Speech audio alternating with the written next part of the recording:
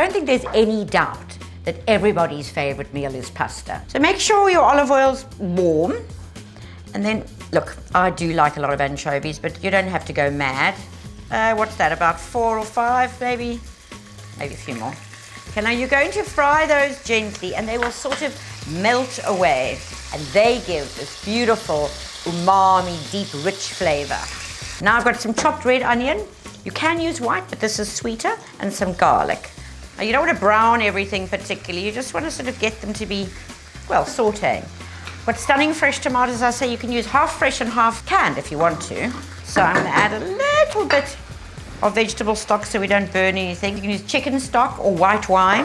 Let's just pop a lid on and let that sort of simmer to start melting. Right onto really gourmet mushroom sauce. Everybody loves a creamy mushroom sauce, whether it's on a pasta, on steak. That's a simple mushroom sauce. The first thing you're going to do is you're going to add a teaspoon of real umami savory flavor in the shape of bovril. So that gives you, now whether you're doing this with steak or on a pasta sauce, it's just going to add a level of sort of richness, a bit like the anchovies added to the tomato.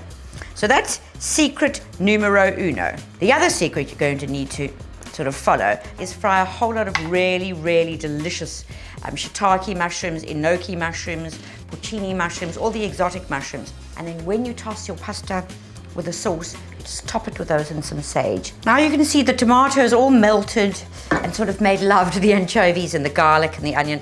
So some fresh herbs. I'm going to add some oregano, a little soupçon of balsamic vinegar. Now, depending on the ripeness of your tomatoes, you're going to need a little bit of sugar. We're going to have some salt and pepper. Now you can serve that as is, add capers, add olives. So the way to finish off your beautiful tomato pasta is to get some lovely fiori di latte, which is fresh mozzarella. You don't ever cut it, you sort of tear it. Very, very lovely, as much as you like, or as little as you like. And add some Parmesan cheese. Look at the cream coming out. Oh my goodness, it's too divine. So then we have, well, would-be everyday pastas. Well, and now they've gone gourmet. MasterChef South Africa is proudly sponsored by Pick n Pay.